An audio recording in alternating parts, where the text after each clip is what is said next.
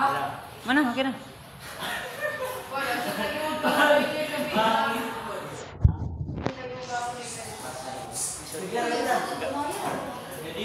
Ikatra na.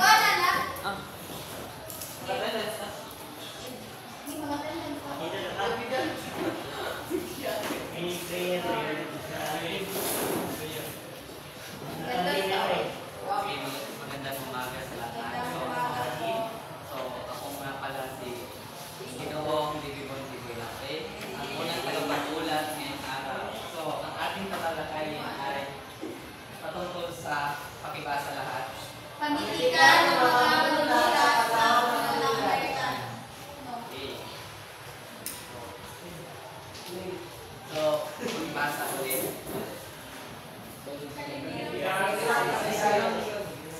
Ang mga Pilipino magpapamalik ay nagpag-iinaban sa mga Kastila na sumakop sa atin ng higit sa 300 taon. Naiwagayway ang ating balita noong ika-12 ng Hunyo sa 1888. Tanda ng pagkakaroon natin ng kalayaan. Nahirap si General Emilio Aguinaldo noong bilang unang Pangulo ng Republika ng Pilipinas. Subalit ang kalagayan ito ay naging panandalian lamang sapagkat bilang lumuso ang mga Amerikano sa Amerika. Tapos na ba? So, ang pagwagi ng mga Pilipino mapanghimagsik ay laban sa mga Kastila noong Hunyo 12, 1898 ay isang makabuluhang pangyayari sa kasaysayan ng Pilipinas. So, matatawag ba natin na tayo ay malaya talaga noong Hunyo?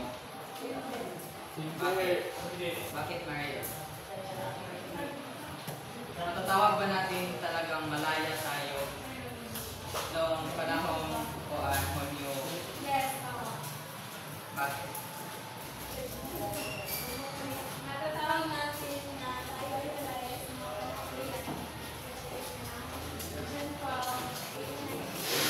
pagkat isinaan dahil sa teksto na sa araw na yan ay naiwagayway ang ating bandila. Tanda ang pagkakaroon natin ang kaya. Okay, so maraming salamat. So, ang makabuluhang pangyayari sa kasaysayan ng Pilipinas, ito ang nagmarka sa pagkakaroon ng kalayaan ng bansa matapos ang higit 300 taon na pananakop ng Kastila. Ang paghirang kay General Emilio Aguinaldo ang bilang unang Pangulo ng Pilipinas ay isang simbolo ng pagkakaroon ng sariling pamahalaan sa ating bansa. Gayunpaman, ang kalagayang ito ay naging panandalian lamang dahilan sa pagsakop ng mga Amerikano. So, ang paglusob ng mga Amerikano ay nangyari noong 1898. So, same year. Ay, isa man na. Cancel na.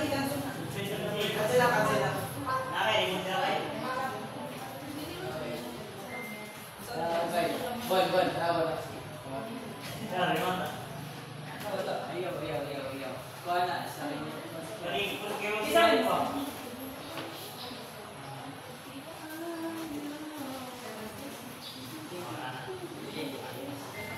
So, ang paglusob ng mga Amerikano nangyari noong 1898. So,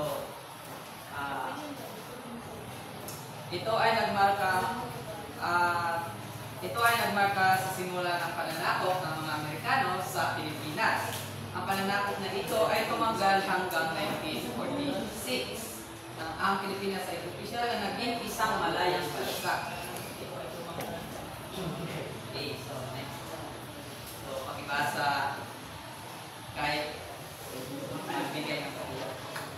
Dalitirang kasaysayan. Nagkaroon ng limang Pilipino-Amerikano na siyang nag-isani ng pagsupong ni General Miguel Malvar ng Ohio.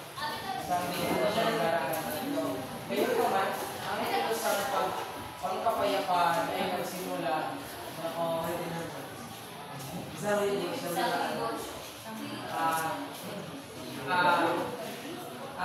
hindi formal na nabigyan formal na nabigyan ng kalayaan ng Pilipinas sa panahon ni Emilio Aguinaldo na kung saan ang Pilipino ay nabigyang kalayaan laban sa mga Kastila. Bagamat hindi naging pamatagal iyon, kundi isang malaking, yung kadyutrang ay nakalayaan ng mga Pilipino sa kadahilanan ng sumiklab na naman ang 5 Pilipino-Amerikano na dahilan sa pagsuko ni General Miguel Malvar noong 1948. Okay, so ang pagsuko ni General Miguel Malvar noong 1903 ay ang huling pagkakataon na ang mga Pilipinong rebelde ay sumuko sa mga Amerikano. Ito ay nangyari matapos ang mahabang panahon ng laban at pagpapakita ng katapangan sa ating bansa.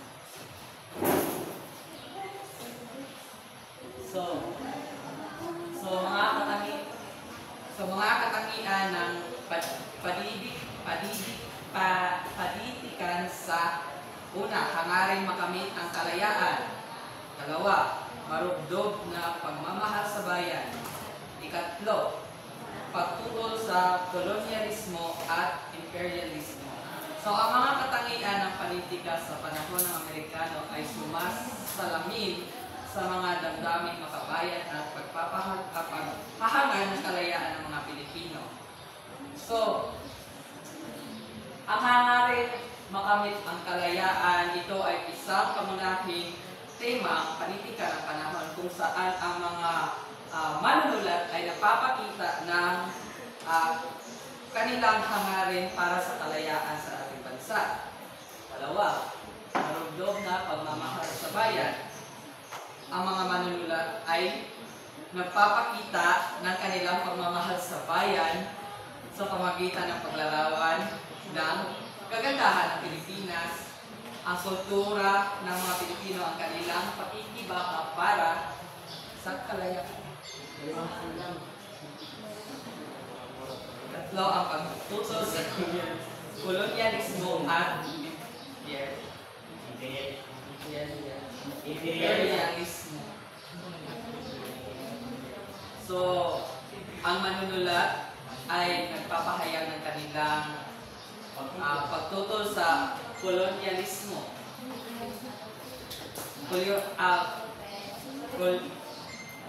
Kolonyalistang Amerikano at sa kanilang mga patakaran ng nagpapahirap sa ating Pilipino. So ngayon naman ay yung diwang nananaig sa panahon ng nasyonalismo, kalayaan sa pagpapahayag, paglawak ng karanasan, paghanap ng paggamit ng bagong pamamaraan.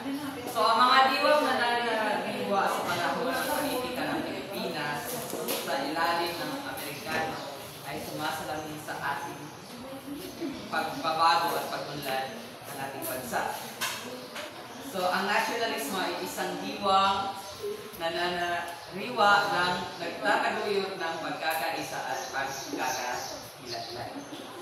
Ang kalayaan ng pagpapahayag. So, Bon, meron ka bang idea? Nasyonalismo? Ito. Kalayaan sa pagpapahayag dito noong panahon ng mga Amerikano at Espanyol, mayroong mga pahayagan sa ating bansa. Ito ay pinagbilangan ng mga tanyag na mga mahayag at manulat kabilang na sina Marcelo Islit Pilar, Jose Rizal, Graciano Lopez Haina na nagpapahayag ng kanilang mga salupin at mga totoong pangyayari sa bayan noong panahon ng kanila sa pananakot ng mga Kastila. Ipinapahayag nila ang mga tunay na naranasan ng mga Pilipino sa kamay ng mga Fraile at sa kamay ng mga mananakot. Okay, maraming salamat dito po, Bon. So, ang ikatlo ay ang paglawak ng karanasan. So, Ginoong Wilfredo, meron ka bang idea sa paglawak ng karanasan?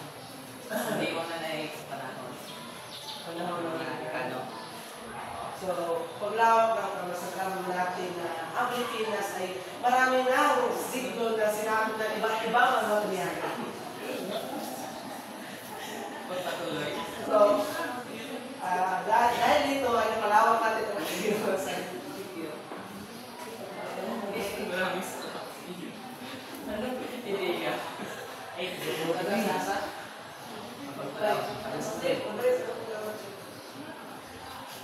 So, at ang huli ang paghanap at paggamit ng bagong pamamaraan. So, ito ay isang diwang nananariwa at nagbibigay daan sa manunulat na mag-eksperimento sa mga bagong estilo at pamamaraan ng pagsusulat. Okay?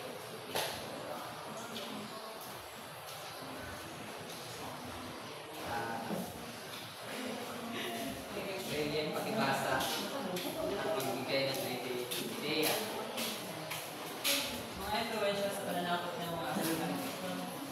Pagpapatayo ng mga paaralan, pinagawa sistema na edukasyon, pinakasalan ng susunod at kalinisan, pinagamit ang wikang Ingles pagpaparaw sa mga Pilipino sa pamamalakas ng pamalaan ng kalayaan sa pagpapahayag ng mga itangganan. Isa sa mga influensya sa pananakot ng Amerikano ay pagpapatayo ng mga paaralan. So, alam naman natin na noong unang panahon ay walang paaralan dito sa Pilipinas. Kaya may mga taong hindi nakapag-aral. Kaya sa pagsakop nila dito sa Pilipinas, sila ay nagtayo ng paaralan upang makapag-aral ang mga tao at maka-influensya. Kaya si Dr. Serza ay nakapag-aral sa Ateneo de Manila, pero hindi nakapagtapos, lumipat siya ng University of Santo Tomas. Hindi nakapagtapos, kaya lumipat siya sa Spanya upang magtapos ng kanyang pag-aaral. So, binago ang sistema ng edukasyon. Binago. Sa pagpapatayo ng paaralan dito sa Pilipinas, yan yung isa sa mga nabago or isa sa mga epekto sa pagpapatayo ng paaralan na binago nila ang sistema ng edukasyon. So, pinaunlahan ang kalusugan at kalinisan. So, sa pag-influensya dito, sa pananakot nila dito sa Pilipinas, pinaunlahan din nila ang kalusugan at ang kalinisan ng bansa. At yan ang isa sa mga hadikain ng mga Espanyol at mga Amerikano upang ipagaganap ang kanilang kung anong meron sila. Pang-apat, ipanagamit ang wikang Ingles. So alam naman natin, ang mga Amerikano ay gumagamit ng Ingles, which is their first, it's their primary language. Kaya hindi natin ipagkakailaan na ang Pilipinas ay ang Pilipinas ay ang mas first country or most country na daghang speakers when it comes to English language. Pero ang first language is Filipino, but the second language we have is English since we are colonized by the Americans. Pero sa Filipino ay may halo din yung Spanish because we were colonized by Spaniards for 330 years. And also sa pagpapalawak ng mga Pilipino sa pamamalakad ng pamalaan. So ang mga Espanyol ay hindi lamang sila nagpapalaganap ng kanilang kultura at ng kanilang tradisyon o kanilang wika, but pinilaganap din nila ang pamamahala dito sa Pilipinas. Kaya noong panahon na yun ay sinakop nila at they govern the country, the Philippines.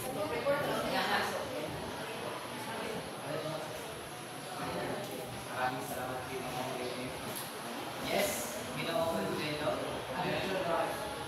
ito ay gustong hakang sa sinagot na Ginoo So, kalayaan sa pagpapahayag ng may hangganan. So, kalayaan ay pagpapahayag ng may hangganan. So, ganun. Maragdagang impormasyon tungkol sa influensya ng pananakop ng mga Amerikano tungkol sa pamahalaan. Diba, nung panahon na pananakop ng mga Amerikano ay ang ating pamahalaan ay hindi lamang nabibilang ang mga Pilipino lahat. Sapagkat mayroon ding mga Amerikano na kasali sa ating pamahalaan. Mayroon sa gabinete, sa Senado, na bilangan ng hindi lahat ay puro Pilipino. Sapagkat ay tinuturuan kaya tayo sa pagpalakas ng ating pamahalaan. Kasi noon, ang mga Pilipino ay wala pang alam kung paano palakas,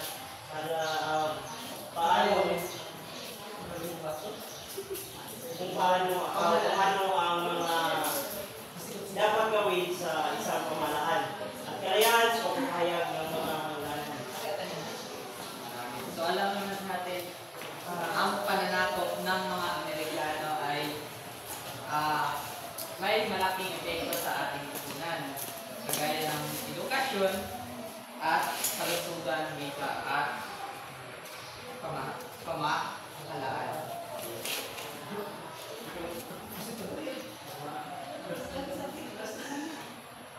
So, may naman ang mga pahayag sa panahon ng mga Amerikano. So, ang El Grito del Pueblo or ang sigaw o hiling ng bayan. Itinatag ni Pascual Poblete noong 19. So, ang pahayag ito ay naglayan na magbigay ng mga boses sa mga Pilipino at magpahayag ng kanilang mga saloobin. Okay. Ang El Nuevo Dia o ang Bagong Araw ay itinatag ni Sergio Osmina noong 90. Ang pahayag ito ay naglayo magbigay ng balita at impormasyon sa mga Pilipino at magpapalaganap ng kaalaman at pagnawa sa isyu ng bansa. And sunod yung El Cemento, muling pagsilang. So, ito ay tinatag ni Rafael Palma noong 90. Ang pahayag ito ay naglayo magbigay ng boses sa mga Pilipino at magpahayag ng kanilang mga saloobin sa ilalim sa panahon ng pagkamit ng kalayaan ng Pilipinas. At ang panghuli ay ang Manila Daily Bulletin. Itinatag noong 90 ang pahayag ito ay naglayong magbigyan ng balita at informasyon sa mga Pilipino at magpapalaganap ng kaalaman at pagkunawa sa bayan ay sa isyu ng bansa. So, meron pa bang katanungan? Wala na. Okay, so tapos na po ang aking pagkulat. Ngayon ay ipagpatuloy ni Ginoong Wilfredo at ni Ginoong Ivan.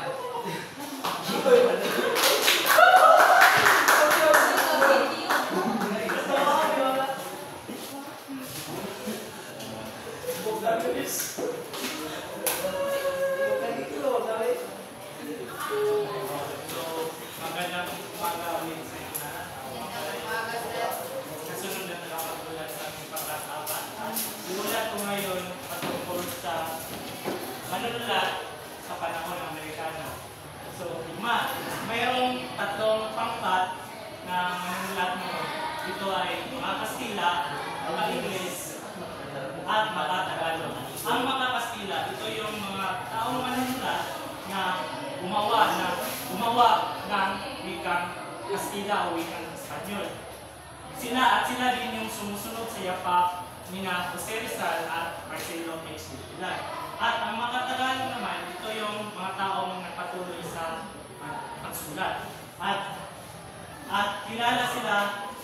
panahon ng mga Kastila.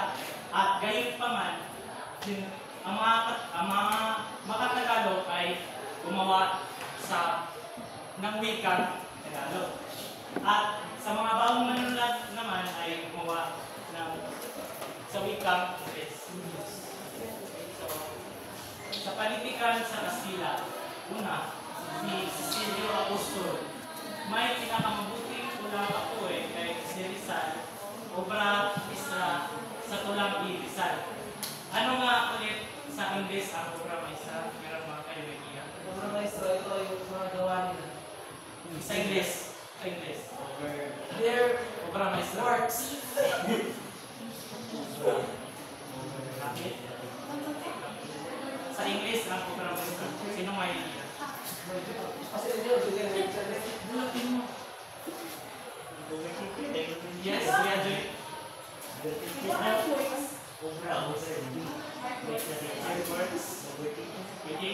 pero merong exact na English.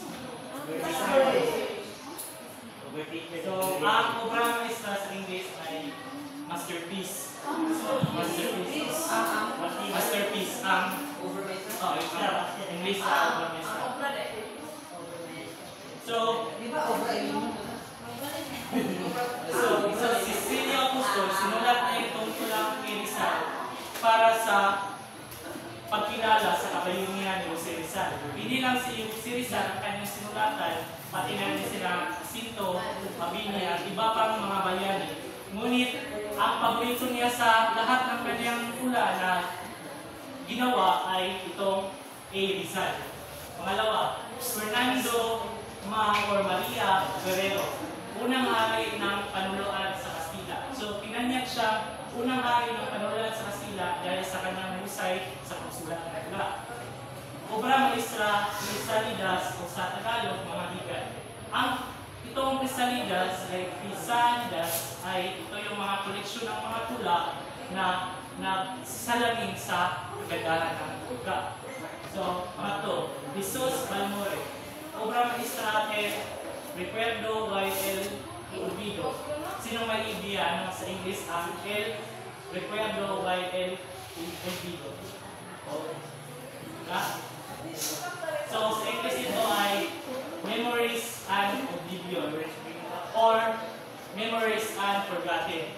So sinulat ni Jose Balmore itong El Recuerdo by Olvido para tumatalakay ito sa alaala at paglimot.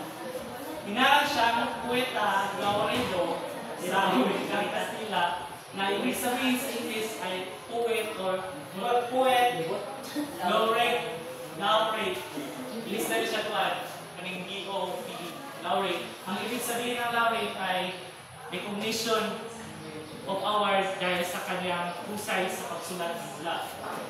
So, pang-apat, Claro M. Recto, obra maestra Baong Los Pocoteros. Sa Tagalog ay sa ilalim ng niyugan. So sinulat ni Claro M. Recto itong akdang Baong Los Pocoteros upang ipahayag ang kagandahan ng Pilipinas. Pati na rin ang kalagayan ng lipunan noong kapanahunan niya. So, isa itong makabayang akda na ginamitan ng wikang Kastila upang ipahayag ang kanyang adhikain. So, panglima, Trinidad Parto de Tavera. Ang pagpasok ng letter ng titik W at K sa abakan ng Pilipino. So, inununsad ni Trinidad Parto de Tavera ang pagdagdag ng dalawang titik o letra, which is ang W at K, sa alpabetong Pilipino. Dahil mas malapit ito sa tunay na tunog ng pagkulturang wika ng Pilipino. Kagaya na lamang ng litrang K, iba, magkasing tunog ito sa C, sa litrang C. At sa titik W, magkasing tunog ito sa litrang U o O. Like for example, sa wikang Kastila o sa Espanyol, yung salitang tama, which is sa English ay bed. Diba? Ang unang letras kanila is sa tama is C. ay sinusundan ng AMO, kama. Sa Tagalog ay kama din, kaso ang nauna ay say, K, ay sinusundan ng AMO. Pareha ang tunog, kama, pero ang spelling ay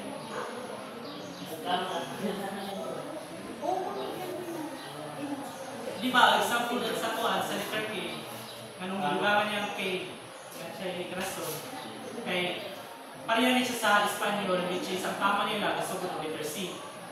Kama, C-A-M-O.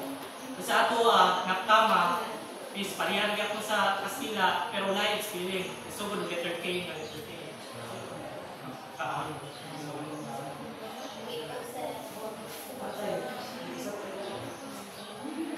Iba pang manunulat sa wikang Kastila. Adelina Guerrera, una-una makatang tubagi sa Pilipinas na magaling sa pagsusulat ng wikang Kastila, obrang isa El Nido.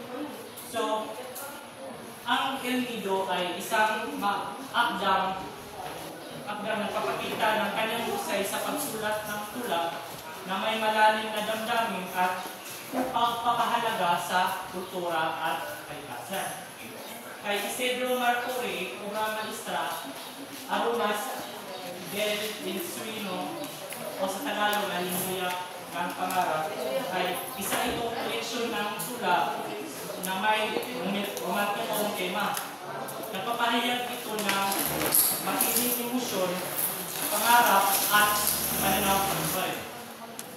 Yung kay Macario Adriatico, Abra Maestra, Alamat, La Punta de Salto, o sa Tagalog ay ang puok ng Pamulan, ay isa itong alamat na nagpapakita ng mayamang kultura at kasaysayan ng Pilipinas.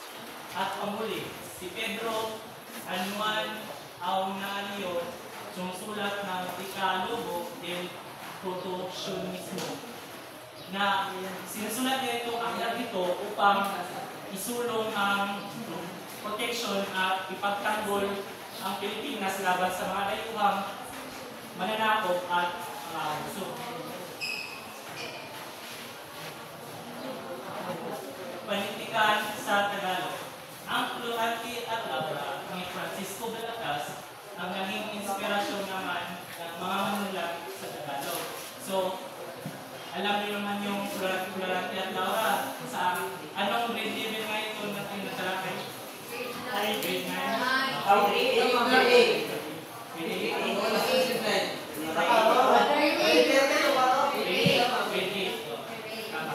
So, inuri ni Julian Balsimeda sa tatlo ang mga makatang Tagalog na ito ang sumusunod. Sa makata ng puso, ang makata ng puso, ito yung mga makatang tao na pangunahing tema nila ay patungkol sa pag-ibig, damdamin at romansa na nagpapahayag ng emosyon para sa manunulat at sa magbasa. Nandito ay yung mga manunulat na sina Luna E. Santos, Inigo E. Delgado, Carlos Martigal, Pedro Gat Makitan, Jose Corazon de Jesus, Isario H. Pangaliban, Dio Garias A. Rosario, Ildefonso Santos, Romano P. Hernandez, Benicio Tarabana, at sa mabata ng buhay naman, ito yung nagsasalaysay sa tunay na kalagayan ng lipunan, pang-araw-araw na buhay at kalagayan ng mga tao. Na dito yung mga manulat na si P. Santos, si Corazon de Jesus, Florentino Collantes, Patricio Mariano, Carlos Gatmatiray, Amando Hernandez. At sa makata ng dulaan naman, ito yung makata ng tao na nakatuon sa pagsulat ng panulaan ng mga entablado o dula or sarswela. Yes, Bon, meron kayo idea ano yung sarswela? Meron kayo idea ano yung sarswela? Kaswela. Nakabit ka sila. Kaswela. Ang Kaswela, ito ay galing sa mga Kastila o sa mga Espanyol. Ito ay ginagamitan ng awit at one. So, ang paggawa nito ay may isa o hanggang 5 kabanata. So, ang sarsila ay sa English, ito ay musical theme or musical theater na napatatanghal sa entablado na may kombinasyon ng sayaw, kanta, at teatro. So, narito yung mga theater. So, narito yung mga manulat na si Aurelio Tolentino, Patricio Mariano, Severino Reyes, at Tomas. So, una, si Lope K. Santos, ama ng Balerang Tagalog, obra maestra, banaan at sikat. Itong tula na banaan at sikat ay patungkol ito sa paghahagi ng mahirap at mayaman. At si Lope K. Santos din ang nagsulat sa aklat na Abakada, which is si Lope K. Santos ang nagsulat sa aklat na Abakada, which is para sa mga mambasa, lalo na sa mga kabataan. Si Jose Corazon de Jesus, Jose Matute, obra maestra, isang panungkahoy.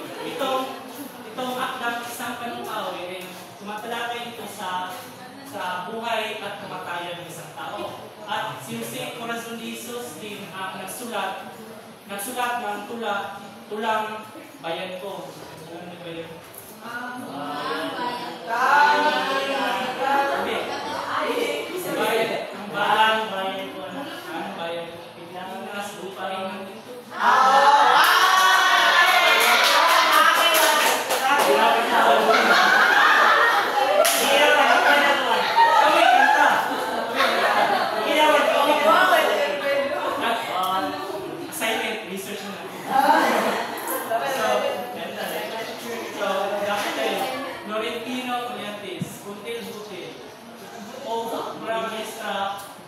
Lumang simbahan. Itong akdang lumang simbahan ay nakatungkol ito sa dalawang magkakaibigan na nagsimba sa harap ng lumang simbahan. Ito din ang napatunay na sa panahon ng Amerikano ay mas umibabaw ang romansa. So, Amado de Hernandez, Makata ng mga manggagawa. Obra maestra, isang lipang langit. Itong isang lipang langit na ito ay patungkol ito sa isang tao na nakakulong na nais maging malaya. Ang ibang mandarigit naman, ito ay patungkol sa discrimination na nasa loob ng isang lipunan, which is discrimination about sa mayaman sa hirap, sa magitin sa mabuti, sa gender sa mga tao, at iba pa. At sa huli, ang luha ng buhaya. Sa word na buhaya, sinulat niya ito sa mga taong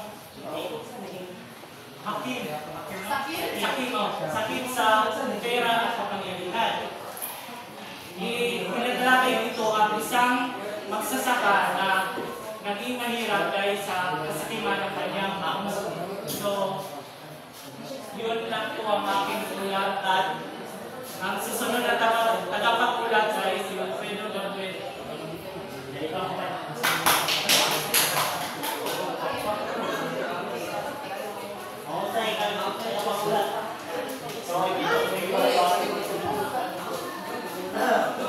So, magandang umaga, no?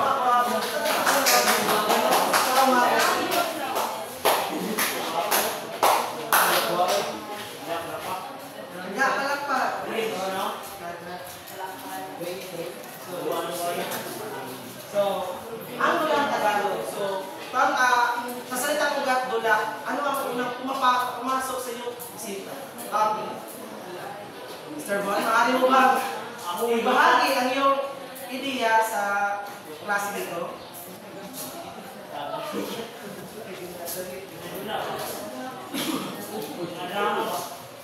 Drama. Okay, magaling. So, ang dula ay isang akdang nakapakita at galaw na kaisipan ng mga may akda o panalita o kilos. So ito.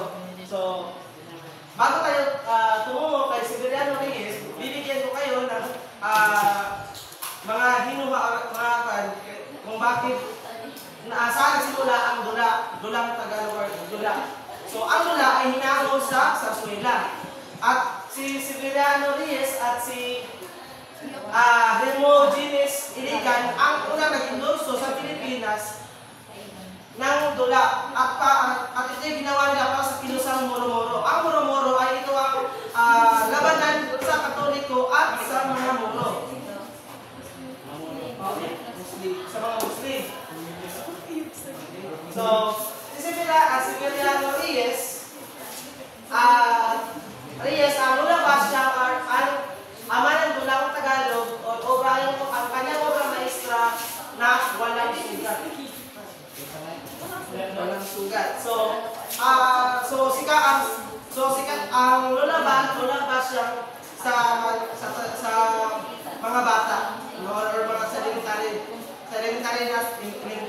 Kasi ang lumabas siya, ito ay isang teatro na nagpapakita na masining na pagkakwento, na mga kwento, mga nakatakutan mga kwan or mga so iba't ibang mga kwento. At ang walang so si Severiano Reyes din ay tinaguri ang Don Binoy. Sikat sa tawag na Don Binoy. So, si Lola ang isang kilalang karakter na kwento ay mabata sa Pilipinas. Siya ay isang matandang babae na nagkukwento ng kwento ng pantasya o adventure sa mga bata. So, ang walang sugat ay isang dulang isinulat ni Severiano na unang tanghalong 1902 or 1,102. So, ang dulang ito ay naglalaman ng tema ng pag-ibig, paghiganti at pagtanggap sa mga pagkakamali ng paraan. Si Aurelio Tolentino, ang pinagmalaki niya Aurelio Tolentino ang dula ay ng kapagpangan. So, siya ang magdudula ng kapagpangan. Sa kanyang obra maestra, Luwang Tagalog ng kahapon, ngayon at bukas. So, ang Luwang Tagalog ay kahapon, ngayon at bukas ay dulang isinulat ni Aurelio Tolentino, isang kilalang manunulat at dramatista sa Pilipinas na ito ang so, patungan ang pakikibakan ng mga Pilipino laban sa mga Espanyol. Naglalaman ng tema ang pag-ibig, paghiganti at pagtanggap, pagkamali at nakaraan. Isa sa mga dulang Tagalog ay natanghaling isip sa mga Pilipino. So, kaya ito nakasama sa mga pinagbihan. So, si Hermogenes Iligan ay nagtayo ng mga samahang kumpana Iligan na nagtanghal ng maraming dula o kalagitnaan sa Luzon. So, ano ang kampana Iligan? Ito ay nagbigay ng mga oportunidad sa mga artista at sa mga mandudula na or mabigyan ng trabaho. Kumpanya niya. So, Patricio Mariano.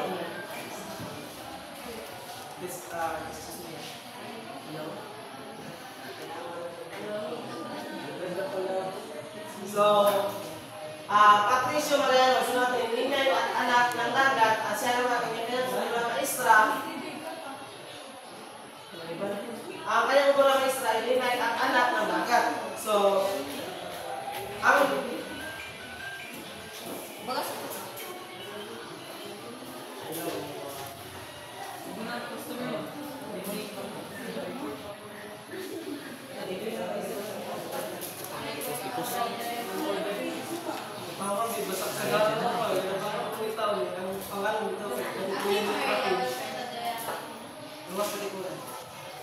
so, ang anak ng dagat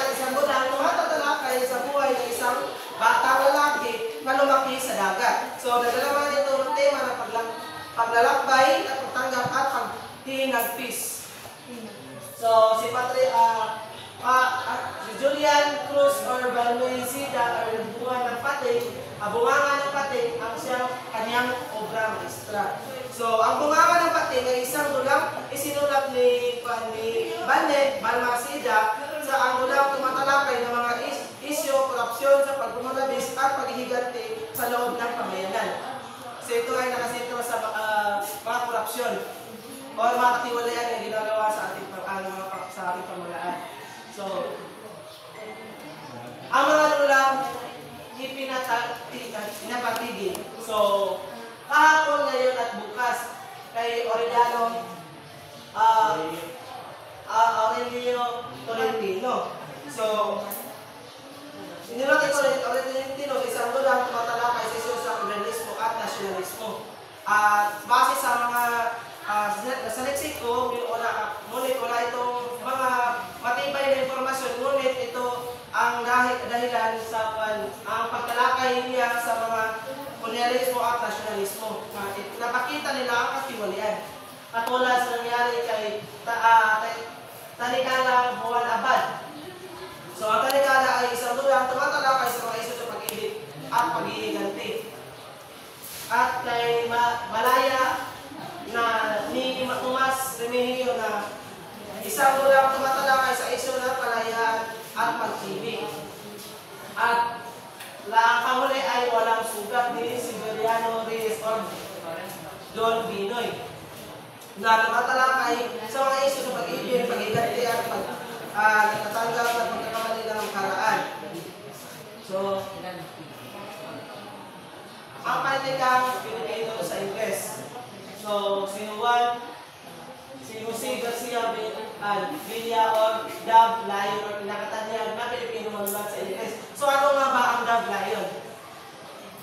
Ang Dove Lion ay pinagsamang pangalan ng Dove or Kalapate at Lion. Lion. So, ito ay pinagsama niya at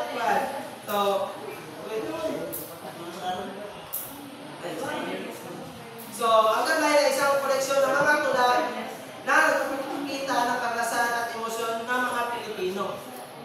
At si George Oporman ay Pilipino with America, isang akda na nagtatalakay ng epekto ng kolonyalismo sa Pilipino. So, ang inaangkad is Vision of a Beauty. Ang Vision of a Beauty is ang akda na nagpapakita ng larawan ng kalikasan at tanawin ng Pilipinas. Ito ay pinapakita niya kung gaano kaganda ang Pilipinas. At si Ziolo Gala, A Child of Sorrow, unang nobelang Pilipino na sumikat Ingles na talakay sa mga karanasan ng mga Pilipino sa panahon ng kolonyalismo. At si Zulueta di Pusta ay ang kanyang nagkamit ng unang gantimpala sa tulang like the Mulabi. Mulabi na daw. Mulabi.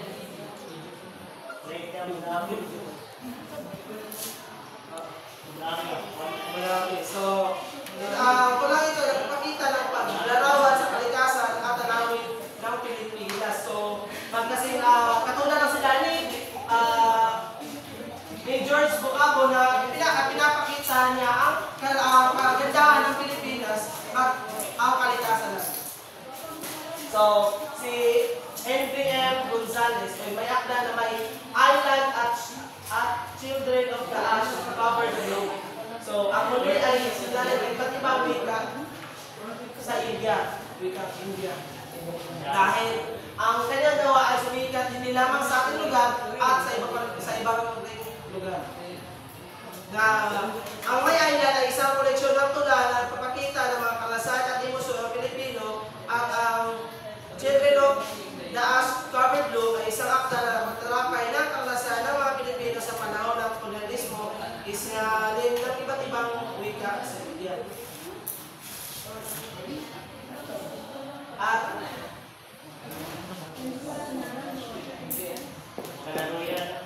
si Angela Manala o Gloria ang akda ng April Morning. So ito ay kanya sa kilala sa pagsulat ng mga tulang na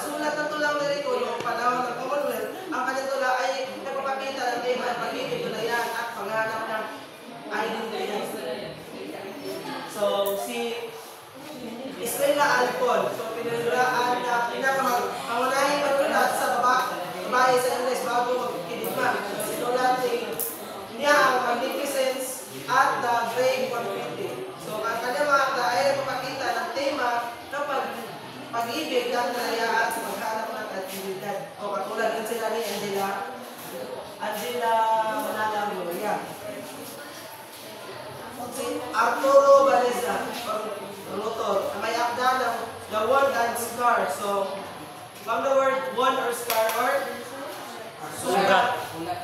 Sugat at Ulat. ulat. Ano Tagalog sa ulat? Scar. Tagalog ay Oscar. Oscar.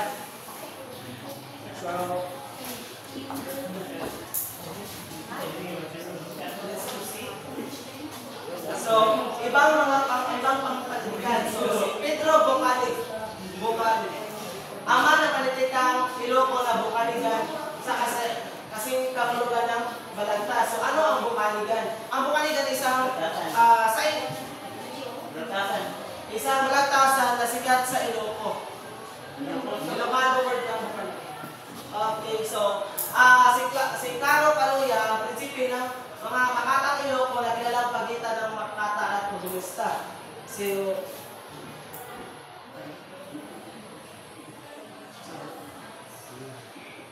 So, si Claro Caluya, so, siya ang tinaguri ang prinsipyo ng so, ang pinapakita niya ang pagiging magaling sa tula or ang sa pagiging makata. So, si Leon Pichay, o kilala bilang pinakamabuting bukanegro. So, ang bukanegro ay isang uri ng makata o manulat ng panitikang Iloco. Ang salitang bukanegro ay nagmula sa pangalan ni Pedro Bucanig, na isang kilalang makata. So, si Juan Cristomo Soto, ama ng panitikang kapangpangan si Cristo kasing kahulugan ng Balagtasan. So, sa Bisaya naman, nandito si Heriberto Gumban, ang ama ng panitikang Bisaya. Heriberto Gumban. Wala na po. Ano? So, sabay ka pa.